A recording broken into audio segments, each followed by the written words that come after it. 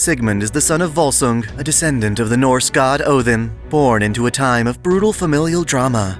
His sister, Signy, is forced into marriage with a foreign king, Sigurd.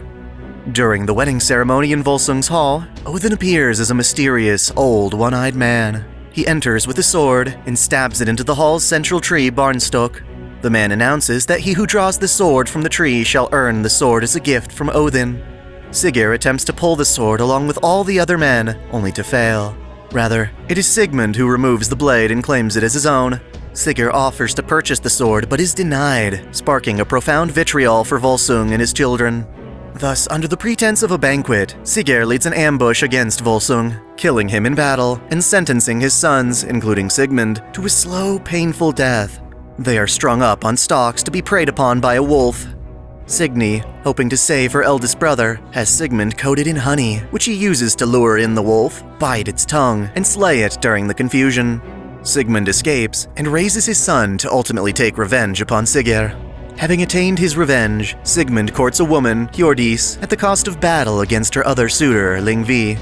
As their armies clash, the same one-eyed man who brought forth Odin's sword charges and kills Sigmund with his lance. The spear, Gugnir, clashes with Sigmund's sword, causing the blade to shatter into pieces. Essentially, Odin has declared the end for Sigmund, but there is hope. As he lay dying, Sigmund tells Hjordis that she is pregnant with a boy, Sigurd, who shall become the greatest hero in the land, and for that boy's sake, his sword should be reforged. Hjordis remarries to a king named Olv, in whose kingdom of Denmark the child is born. Destined to be a hero, Sigurd is fostered by a dwarven blacksmith, Regin, and learns the traits of nobility, including swimming and combat. When he is of age, Sigurd is tasked with gaining a reputation equaling his father and ancestors. To achieve this, he is advised to slay a dragon. As a target, Regin tells of his own brother's downfall. Odin and Loki argue near a spring, where Loki procures sustenance by killing both a salmon and otter with a single rock. For the night, they stay at the home of Regin's father, Hreithmar, only to learn that the otter they'd killed was in fact Hreithmar's own son. In compensation, Odin and Loki agree to skin the otter, fill its insides with treasure, and cover his skin in gold.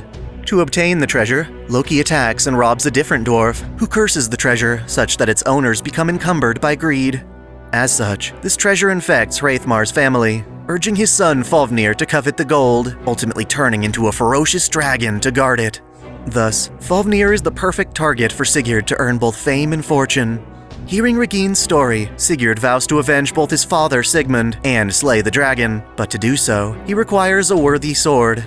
To accomplish this, Regin forges a new sword, Gram, using the shards of Sigmund's blade. Gram, a demonic blade, is so strong that when Sigurd tests it by swinging it down on an anvil, the anvil itself splits in two. He then places a sheet of wool in a stream and marvels at how it slices along the sword with only the stream's gentle pressure. Desiring a horse, Sigurd approaches the Denmark king Olv and is given free rein to choose whichever steed he desires. Unsure of which horse to pick, Sigurd encounters the one-eyed man and is advised to drive the horses into the river. The horse that remains in the river, rather than running to the other side, becomes Sigurd's steed.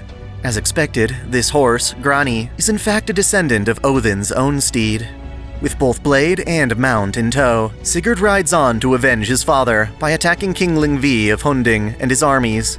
Sigurd defeats Lyngvi, carving into his back a blood eagle by slicing both sides of his spine and bending out the shape of wings from Lyngvi's ribcage. Now seen as a man to be feared, Sigurd sets his sights on the fearsome dragon. Regin leads Sigurd to Fafnir's territory, Gunitaheith, and along the way they take note of a path Fafnir uses to travel between his cave and the river he drinks from. Sigurd decides to surprise Fafnir by hiding in a pit along the path and stabbing the dragon's underbelly from below. The one-eyed man witnesses Sigurd digging the pit and warns him that a dragon's blood is poisonous. Taking Odin's words to heart, Sigurd widens the pit and is deliberate when he thrusts Gram into Fafnir's own heart. As the dragon dies, he speaks to Sigurd, asking who would dare kill him. They converse, and the dragon warns Sigurd that Regin and the treasure shall be his downfall. Sure enough, Regin is conflicted by how Sigurd has just killed his own brother, and requests that Sigurd remove Fafnir's heart and roast it for him to eat. While roasting the heart on a spit, Sigurd touches it to check its temperature, but unintentionally burns his finger. To cool it down, he places the finger in his mouth, ingesting a small portion of dragon's blood. Due to this, he gains an ability to understand the language of birds. The wagtails above him suggest that it would be unwise for him to slay one brother while sparing the other. After all, Reginn too is cursed by the treasure's allure and plans to hoard it for himself. Following the bird's advice, Sigurd strikes down Reginn, eats most of Fafnir's heart, and drinks more of his blood. Continuing to consult the birds, Sigurd learns of the Valkyrie Brynhildr, sealed away in a ring of fire by Odin. He'd heard of this woman before in a prophecy from his uncle, which stated that the two would meet with ruin should they meet. Unafraid of this prophecy, he rides to Mount Hinderfjall, venturing straight through the fire, and encounters Brynhildr trapped by her own mithril armor. To awaken the woman, Sigurd swings Gram, slashing through her armor. Brynhildr explains Odin imprisoned her after she defied his will. As punishment, she was to be married, and yet she refused to marry a man who knew fear. Thus, the Ring of Fire was meant to test potential suitors seeking her hand in marriage. Sigurd originally has no intention of loving her, playing it safe due to the prophecy, but finds himself falling in love with her at first sight. He smiles in such a way that Brynhildr's heart flutters, piercing her lovingly to her very core. Inevitably, Sigurd takes her as his wife, vowing never to care for another woman as he will her. As a former Valkyrie, Brynhildr teaches Sigurd her knowledge of fighting, as well as of the primordial runes gifted to her by Odin.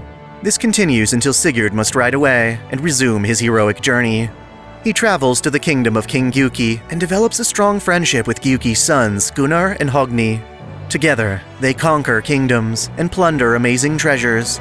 In fact, Giuki is so pleased to have Sigurd around that he wishes Sigurd could simply marry into the family. Gunnar's sister, Guthrun, who is also fallen for Sigurd, devises a way to make him hers. She conjures a magic alcohol that causes Sigurd to lose all memory of his beloved Brynhildr and takes this opportunity to marry him. Unaware of his promised love, Sigurd enters the family, living in blissful ignorance. And in time, Gunnar covets his own wife and is advised to approach Brynhildr as a candidate. Of course, Brynhildr already pledged herself to Sigurd and declares she will only marry Gunnar if he can defeat her in battle. Knowing he isn't strong enough, Gunnar goes to Sigurd and begs him to use his runes to swap their appearances. Thus, Sigurd stands before Brynhildr, disguised as Gunnar, and fights on his behalf. Brynhildr goes along with this and quickly figures out that she is actually fighting her own husband, who no longer remembers her. She continues the fight, but loses to Sigurd, who has grown stronger since their honeymoon. Defeated, both physically and mentally, she accepts the circumstances and marries Gunnar, knowing full well he didn't actually fight her at all. And yet, while she tries to live with this twisted arrangement, as a maiden of the family that stole her beloved, she cannot bear the thought of anyone else having Sigurd. She is driven to madness and rage, ultimately going on a rampage and claiming the lives of Sigurd and his family. She slices him in half before taking her own life in hopes of following him to the afterlife in hell. Sigurd's legend is told through the poetic and prose Edda, as well as the influential Volsunga saga, derived from the same concepts and ideas that went into the hero Siegfried. Thus, these two similar figures are recorded separately into the Throne of Heroes. While this serves as an afterlife of sorts, it is practically a curse. Brynhildr's legend centers around being the one to kill Sigurd, making it so that whenever they meet his servants, they are driven to reenact their tragic demise. Nonetheless, Sigurd is seen as an exceptionally valuable saber servant, destined for glory both in and outside of life. In the modern era, a female magus named Ophelia is born to the distinguished Famersalone family. Due to her pedigree, Ophelia is expected to become a first-rate magus, even if it means being subjected to horrific operations as a child to improve her abilities. These surgeries supplement her already impressive mystic eye, which allows her to both see and restrict various possibilities. Her parents care not for her emotional well-being, and instead continue to apply pressure until she grows up to be both introverted and self-conscious due to the trauma. For all it's worth, she manages to bring honor to her family, enrolling in the Clock Tower Spiritual Evocation Facility and thriving as one of their most talented students. As a result, she is invited to join the Chaldea Security Organization's A-Team in protecting the human order from incineration. Along with this honor, she is gifted with a special command spell, the Serious Light, which can drastically alter the world in exchange for her life. While it is meant to serve in protecting humanity, her ambition as a hero falls apart. As a part of Team A, Ophelia befriends her peers Mashu Kirielite and Kirstaria Wodim, specifically developing feelings for the latter. Together, they prepare to ray-shift to Singularity Zero, only to find themselves trapped in their coffins due to an explosion set off by Lev Liner. They are fated to die, robbed of their chance to save the world, and yet Ophelia's mystic eye allows her to see other possibilities. One is an ominous vision of the Norse fire giant Surtur. She is able to converse with the giant, sharing similar grief in their final moments. She also witnesses Kirstaria speaking with the voice of an alien god, negotiating to accept great suffering in exchange for sparing the other members of Team A.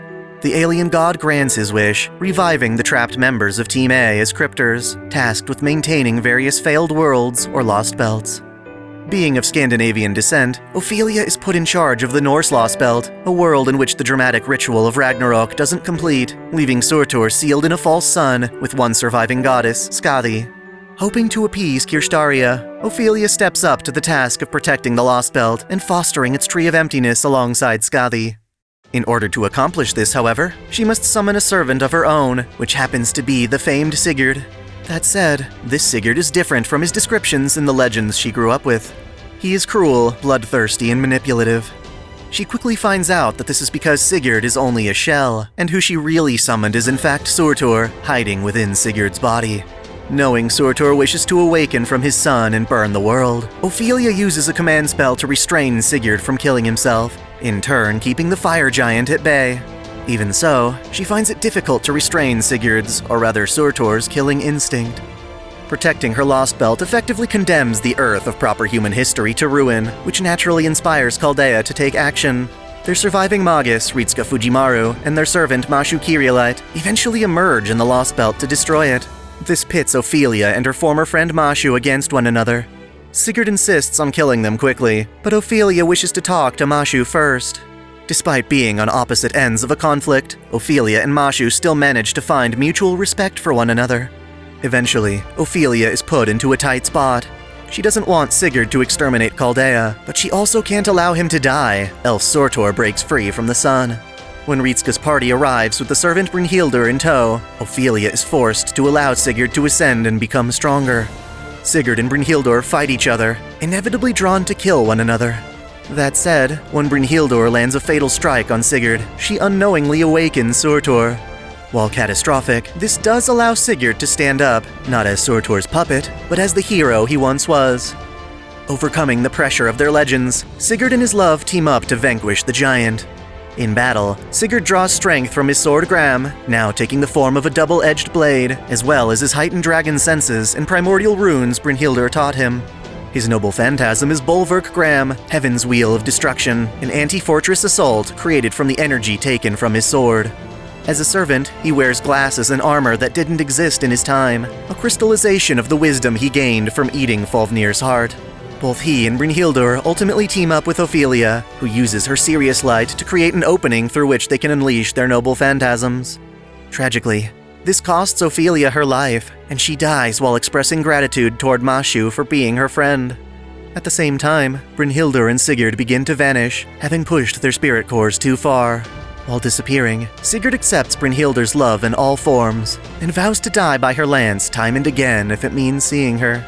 Their sacrifice helps Chaldea, taking one more step towards restoring proper human history. Even when summoned as servants for Chaldea, Sigurd continues to prove his love by continually avoiding her attacks, showing restraint by accepting their tragedy and moving forward despite it.